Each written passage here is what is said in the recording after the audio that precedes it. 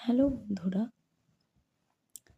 আজ আমার মনে হলো স্বার্থ নিয়ে সবার সাথে কিছু শেয়ার করি। এই পৃথিবীতে স্বার্থ ছাড়া কিছুই নেই।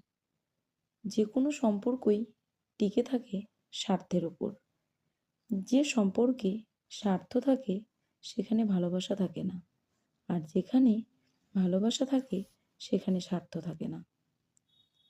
আর স্বার্থ যেখানে শেষ, বদনাম সেখান থেকেই শুরু। এটাই দুনিয়ার নীতি। কাউকে যতক্ষণ দিতে পারবেন ততক্ষণ আপনি সবার কাছেই ভালো হয়ে থাকবেন। প্রয়োজনে মানুষ কাছে আসে, আর প্রয়োজন শেষ হলে ছেড়ে যায়। এই সমাজে স্বার্থ ছাড়া কেউ কারো নয়।